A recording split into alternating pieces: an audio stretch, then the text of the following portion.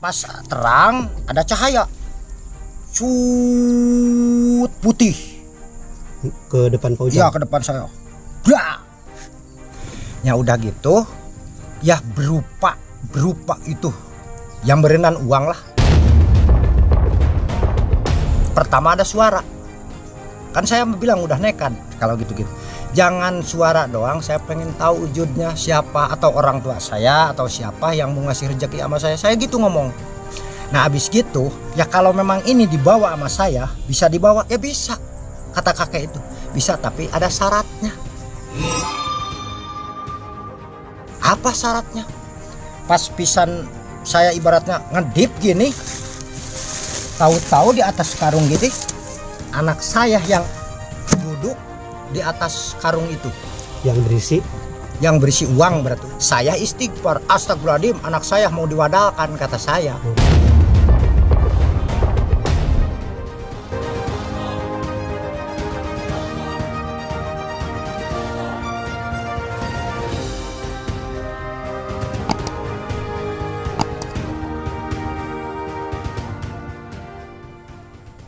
Oke teman-teman, sore ini saya akan berkunjung kembali ke rumah Bapak Ujang ini yang berada di tengah hutan kayu putih daerah Cikawung, Kecamatan Kertajati, Kabupaten Majalengka. Untuk mempersingkat waktu, kita langsung saja menuju ke rumahnya. Kebetulan Bapak Ujangnya lagi santai nih. Assalamualaikum Pak Ujang. Waalaikumsalam. Duh, lagi ngapain Pak Ujang? Lagi duduk aja nih, Lagi duduk jemur aja. nasi kering bekas gitu ya. makan. Ini Bekas sisa makan ya, dijemur ya? ya buat apalah gitu. Oh, iya. Pak Ujang, Itu aja. mau minta waktunya kembali ini ya. Kata Pak Ujang ada pengalaman lagi. Itu pengalaman pribadi atau pengalaman nganter orang Pak Ujang? Itu sebetulnya pengalaman pribadi. Waktu saya dulu ya, bukannya saya takabur, waktu saya memang itu juga. Saya waktu itu mah enggak kerek kayak sekarang lah. Iya, berarti Pak Ujang dulu banyak harta ya? Tapi hartanya bukan hasil pesugihan ya Pak? Bukan, saya hasil kerja keras ya? Cuman waktu itu saya punya utang ke bank. Utang ke bank itu saya ngutang mobil lah. Mobil truk, memang saya takkan supir. Profesi supir, cuman saya pengen punya sendiri. Saya akhirnya punya duit, saya ngeridit. Pas pisan udah 1 tahun, saya sampai hampir mogok lah, si truk itu nggak kesetoran.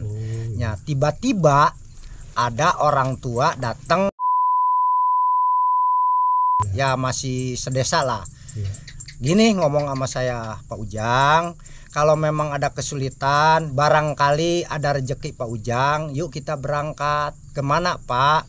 Ya terus terang aja, saya ke Pangandaran.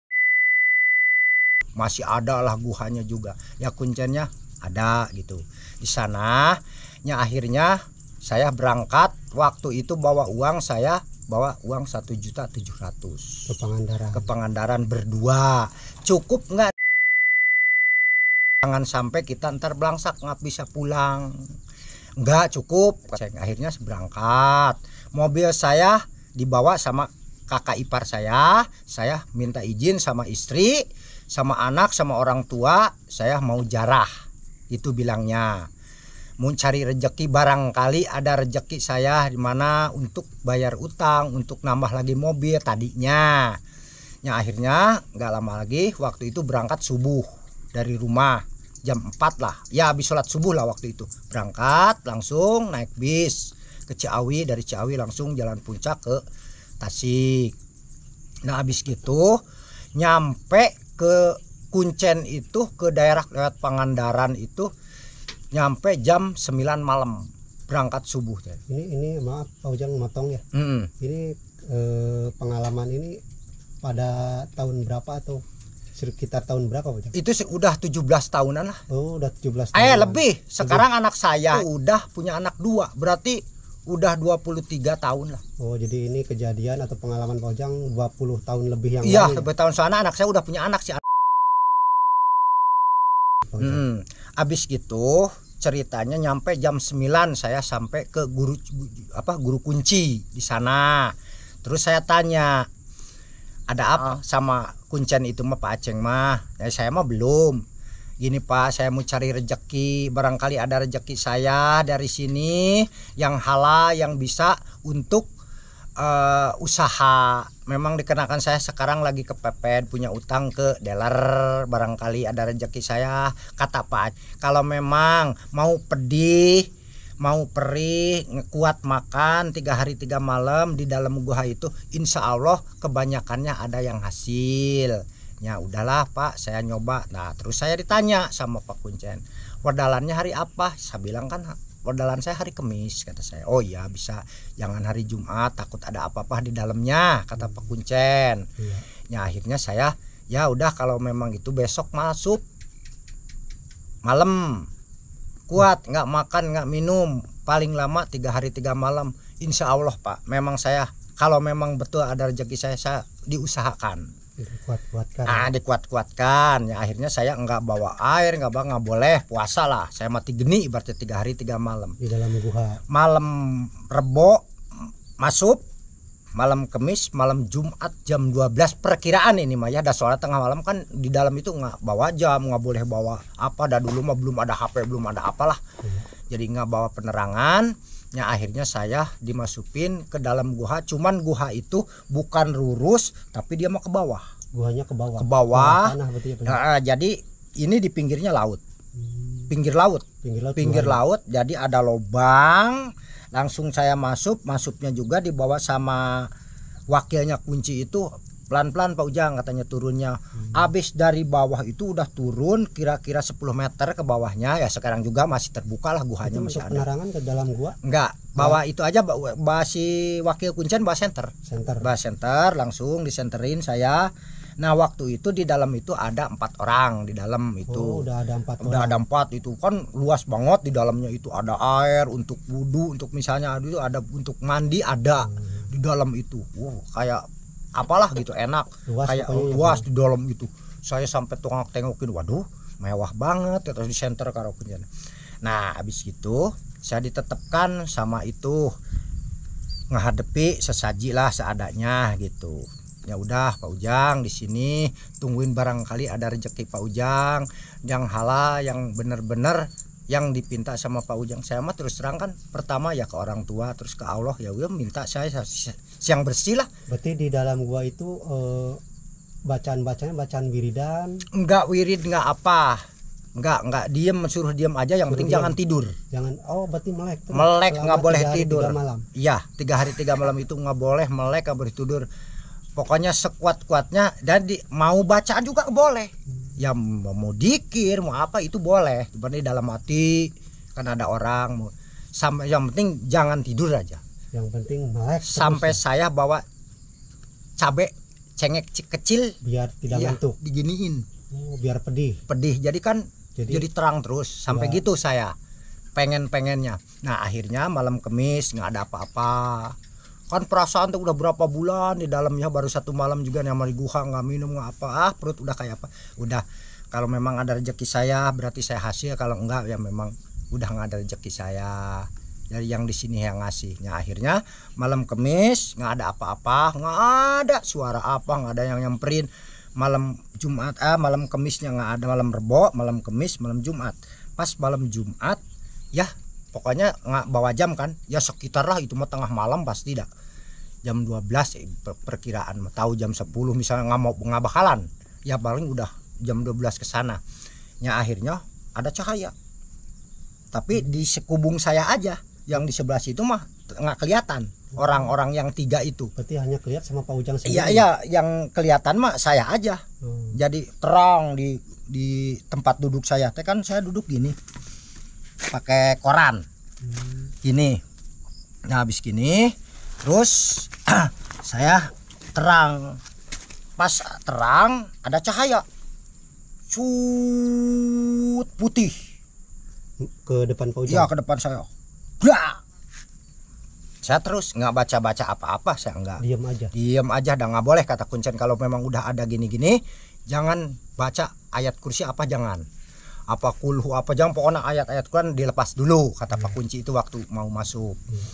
Ya udah gitu, ya berupa itu yang berenan uang lah, udah masa batu makan, udah ngentepnya kan. Jadi 5 numpuk, nimpa. Karungnya putih itu kayak gini, cuman nggak ada merek inian, nggak ada Polos putih aja, gitu. polos. Karungnya karung gini. Nah kayak gini aja nih, putih, Polos ya. polos. Saya gini aja. Pas udah gitu, pertama ada suara. Kan saya bilang udah nekat kalau gitu-gitu. Jangan suara doang, saya pengen tahu wujudnya siapa, atau orang tua saya atau siapa yang mau ngasih rezeki sama saya. Saya gitu ngomong. Ya akhirnya jumeneng kakek-kakek. Ya ini kakek katanya. Ya udah Pak kakek, ini apa? Ya itu kan kamu yang pengen kamu. Nah kata dia. Nah abis gitu ya kalau memang ini dibawa sama saya, bisa dibawa, ya bisa. Kata kakek itu bisa, tapi ada syaratnya. Kata Pak, apa syaratnya? Pas pisan saya ibaratnya ngedip gini, tahu-tahu di atas karung gitu anak saya yang sampai sekarang yang udah punya anak 2 itu duduk di atas karung itu Yang berisi uang, berarti uang lah gitu kan. Nggak kelihatan terus aja tahu uang tuh apa, makanya ada saya mintanya kan uang, berarti uang. Jadi berdiri anak saya bilang gini, 7 tahun itu teko jadi pinter ngomongnya. Pak, emang betul apa butuh, nggak tega sama.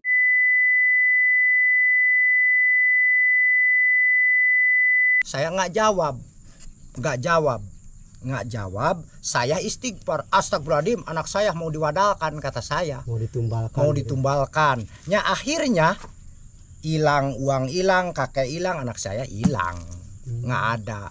Nah begitu mengucapkan istighfar gitu. Istighfar saya terus terang aja, astagfirullahaladzim, anak saya mau ditumbalkan, nggak mau lah saya gituin, langsung hilang, langsung gelap lagi. Cahaya nggak kelihatan lagi, cahaya hilang gitu ya. Saya nunggu pagi itu kan udah bilang kuncen kalau udah 3 hari malam besoknya pasti dijemput sama anak buah kuncen. Ya akhirnya ada yang jemput sekitar jam 7. Saya dijemput, udah Pak Ujang, enggak nanya ada apa Pak Ujang, enggak, dia udah tahu, padahal udah bilang ke kuncen. Pas pisan saya dijemput kan dari rumah kuncen itu kan pakai motor, saya dibonceng jauh dah dari gua itu, jauh Pangadaru, langsung saya dibonceng pulang. Pas masuk saya bilang assalamualaikum sama kuncen, dan saya pulang mah masih nunggu nggak pulang. Saya dimarahin sama Pak Kunce itu. Kamu katanya jauh-jauh, katanya tadinya mau rezeki udah dikasih malah ditolak. Aduh Pak Kuncen, saya pengen rezeki kan nggak bilang Pak Kuncen, kata saya. Tadinya kalau memang ada yang ngasih rezeki tapi anak kamu dimakan, saya nggak bakalan mau Pak. Justru saya nyari harta itu sampai sekarang ini Pak, saya justru untuk ngebiayain anak itu, untuk bayar utang, untuk memang waktu itu rumah punya di Bogor kan. Jadi untuk saya bayar utang, untuk modal, untuk biaya anak saya sampai jadi orang. Jangan kayak saya sekolahnya pengen atas, cita-cita anak saya pengen jadi dokter waktu itu. Jadi saya kan otomatis nyari. Tiba-tiba anak saya mau dimakan, ibaratnya mau dimakan lah, saya bawa uang, saya nggak mau Pak Kuncen. Marah, saya dimarahin.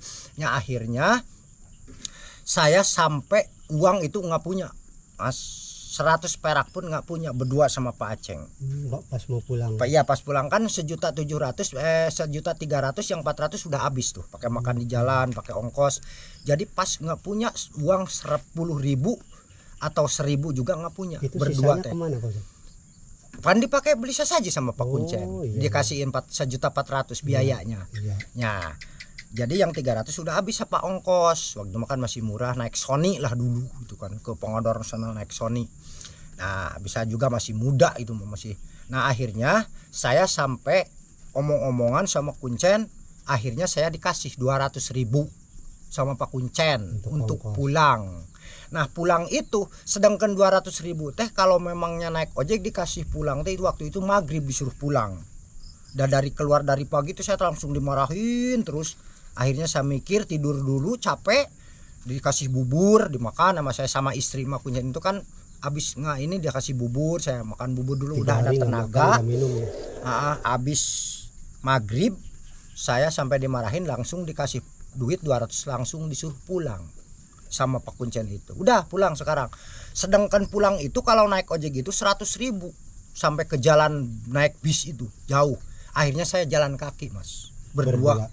berdua tuh? Berdua itu perkiraan jam 7 saya berangkat pulang, sampai ke tempat bus itu jam 2 jalan kaki. Lama ya, berarti jauh ya Pak? Sampai saya perasaan nangis, sampai nangis, Pak Aceng sabar, belum ada rezeki saya, tapi saya bukan nggak ada rezeki, tapi ini rezekinya bukan dari Allah, dari setan kata saya, ya gituin. Nah akhirnya terus saya ada bis, nah akhirnya pulang. Saya habis pulang itu nyampe lagi jam 9 malam ke Bogor, berangkat malam sampai malam lagi. Nya itu pun ongkos waktu itu cuma nyampe Ciawi Mas, uang itu. Dari Ciawi memang saya kan profesi supir ya. Iya. Jadi saya akhirnya numpang ke kampung saya itu sama temen. Karena banyak saudara. Di jalan itu udah memang saya profesinya supir, jadi supir bis apa jadi saya udah dikerjakan, jadi kena minta rokok lah, saya minta makan gitu di terminal itu. Terminal Beranang Siang Bogor. Nah habis gitu saya pulang terus langsung tidur. Saya nanya dulu, Mi, saya bilang ke istri saya, mobilnya dibawa saha, dibawa siapa? Biasa dibawa Pendi, di kakaknya dia, istri saya. Ya udah syukur dipakai narik mah kata saya kan gitu. Takut nongkrong 3 hari 4 hari enggak cina narik. Udah setor belum kata istri saya. Ya soalnya 4 hari lagi setor mah. Mi cetek dealer ya ke bank. Nah habis gitu udah saya bangun tidur udah berapa jam lah. Saya tanya sama istri, Mi, waktu malam Jumat Nurul pakai baju apa tidurnya? Nggak pakai baju, pakai kaos kutang doang sama sempak ini nih lagi udah dicuci katanya. Pink warnanya. Oh iya udah benar. Berarti benar itu. Benarnya akhirnya anak saya itu sakit enggak, waras enggak. Pulang saya itu kayak stres. Sepertinya masih di sana. Masih di sana lelembutannya. Akhirnya sama saya dibawa ke dukun, diobati. Oh ini mah Pak ada yang bawa anak ini cara lembutannya belum pulih. Ya akhirnya dijampe, pas pagi biasa lagi, normal lagi. Ini mah ada yang bawa jauh katanya. Oh memang ada karik Pangandaran. Gitulah cerita saya Mas. Pedihnya makanya sampai sekarang pun saya itu cerita itu saya udahlah sekarang mendingan tani aja. Jadi semua juga benar-benar kata saya juga kemarin yang video kemarin itu janganlah gitu. Memang ini mah bukan cerita sekarang, cerita dulu. Cerita 20 tahun yang lalu. Iya 20 tahun. Pokok anak saya dari 7 tahun sekarang udah 23 tahun udah punya anak. Anak saya udah punya suami. Itulah saya pengen anak perempuan. Pengen itu namanya Nurul, cantik, terus terang aja bapaknya jelek gini, ibunya jelek, tapi anak saya jelek. Itu cita-cita pengen jadi dokter. Tapi alhamdulillah sekarang pun anak saya jadi bantu dokter puskesmas lah gitu kan. Tapi sampai kadang-kadang ya di pabrik, kalau di Pokari Sweat lah, bukan pabrik Pokari Sweat pada tahu lah. Teman-teman kita pada tahu Pokari Sweat itu di daerah Bangkong Reang, Cicurug. Benda Pokari Sweat nggak ada lagi di daerah Sukabumi, Cicurug, Bogor itu Pokari Sweat itu kadang-kadang anak saya kerja di situ. Perusahaan Jepang kan mahal gajinya juga. Dan memang ijazahnya alhamdulillah sampai SMA anak saya. Gitulah ceritanya Mas saya.